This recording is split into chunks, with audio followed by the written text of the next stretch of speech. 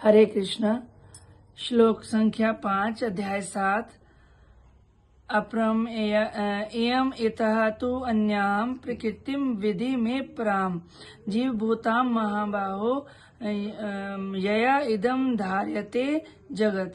हे महाबाहु अर्जुन, इसके अतिरिक्त मेरी एक अन्य पराशक्ति है जो अन्य जीवों से युक्त है, जो इस भौतिक अपरा प्रकृति के साधनों का विदोहन कर रहे हैं। 7.14 श्लोक। देवी ही एषा गुणमयी मम माया दुरत्या ममेव ये प्रपद्यन्ते मायाम एताम तरन्ति ते।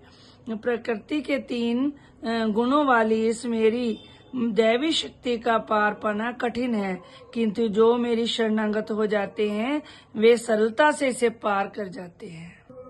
अध्याय 7 श्लोक संख्या 19। बहुना नाम जन्म नाम अन्ते ज्ञानवान मां प्रपद्यते वसुदेव सर्वम इति स महात्मा सो दुर्लभ। अनेक जन्मांतर के बाद जिसे सचमुच ज्ञान होता है वह मुझको समस्त कारणों का कारण जानकर मेरी शरण में आता है। ऐसा महात्मा अत्यंत दुर्लभ माना जाता है। अध्याय संख्या 8 श्लोक संख्या 5। अंत काले च मामेव स्मरणं मुक्त्वा कलेवरं या प्रयाति स मद्भावं याति न अस्ति अत्र संशय। अर्थात जीवन के अंत में जो केवल मेरा स्मरण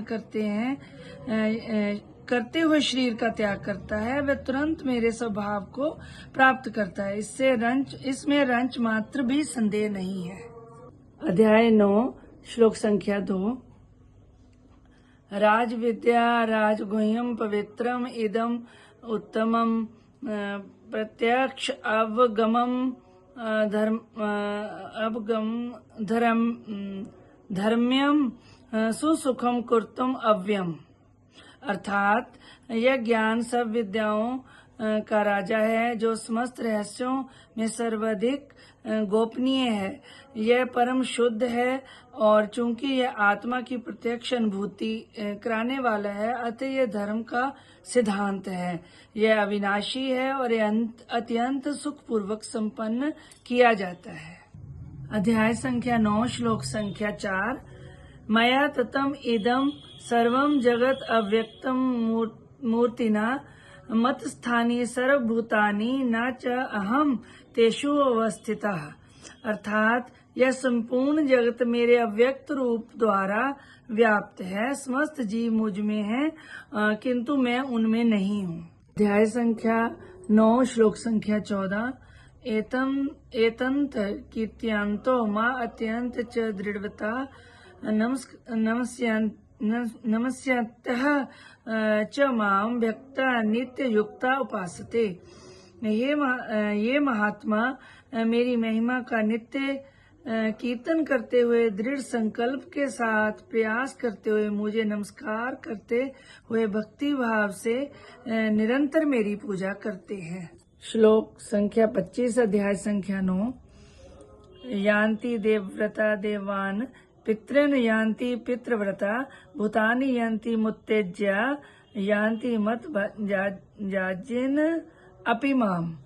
अर्थात जो देवताओं की पूजा करते हैं वो देवलोक को जाते हैं, देवताओं के बीच जन्म लेते हैं। जो पितरों की पूजा करते हैं वे पितरों के पास जाते हैं। जो भूत प्रेतों की उपासना करते हैं वे उन्हीं के बीच में जन्म लेते हैं। जो मेरी पूजा करते हैं वे मेरे साथ निवास करते हैं। अध्याय संख्या 9 श्लोक संख्या 26। पत्रम पुष्पम फलम तोयम यो मे भक्त्या प्रयच्छति तदहम भक्ति उपहतम अश्नामि प्रयत आत्मनः। अर्थात यदि कोई प्रेम तथा भक्ति के साथ मुझे पत्र पुष्प फल तथा जल प्रदान करते हैं तो मैं उसे स्वीकार करता हूँ। अध्याय संख्या 9 श्लोक संख्या 27। यत क्रोशी यत अश्नासी यत योषि तदासी मतः यत पश्यासी कौन्ते तत्कुरुष्व मत अर्पणम। हे अर्थात हे कुंती पुत्र, तुम जो कुछ करते हो, जो कुछ खाते हो, जो कुछ अर्पित करते हो या दान देते हो और जो तपस्या करते हो, उसे मुझे अर्पित करते हुए करो। अध्याय संख्या 9 श्लोक संख्या 29। समोहम सर्वभूतेषु न मे द्वेष्यस्ति न प्रियः मे ये भजन्ति तु माम भक्त्या मयि तेषु च अपि अहम। अर्थात मैं ना किसी से द्वेष करता हूँ, ना ही किसी के साथ पक्षपात करता हूँ। मैं सबों के लिए समभाव हूँ, किंतु जो भी भक्ति पूर्वक मेरी सेवा करता है वह मेरा मित्र है, उसमें मैं स्थित रहता हूँ और मैं भी उसका मित्र हूँ।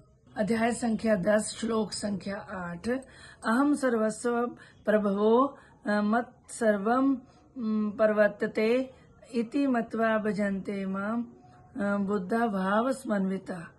अर्थात मैं समस्त आध्यात्मिक तथा भौतिक जगतों का कारण हूँ। प्रत्येक वस्तु मुझसे ही उद्भूत है। जो बुद्धिमान यह भली भांति जानते हैं वे मेरी प्रेम भक्ति में लगे रहते हैं तथा हृदय से पूरी तरह मेरी पूजा में तत्पर होते हैं। अध्याय संख्या 10 श्लोक संख्या 20। तेषां सतत युक्तानां भजन्तां प्रीतिपूर्वकं ददामि बुद्धि योगम तम येन माम उपयन्ति ते। अर्थात जो प्रेम पूर्वक मेरी सेवा करते हैं, सेवा करने में निरंतर लगे रहते हैं, उन्हें मैं ज्ञान प्रदान करता हूँ जिसके द्वारा वे मुझ तक आ सकते हैं। हरे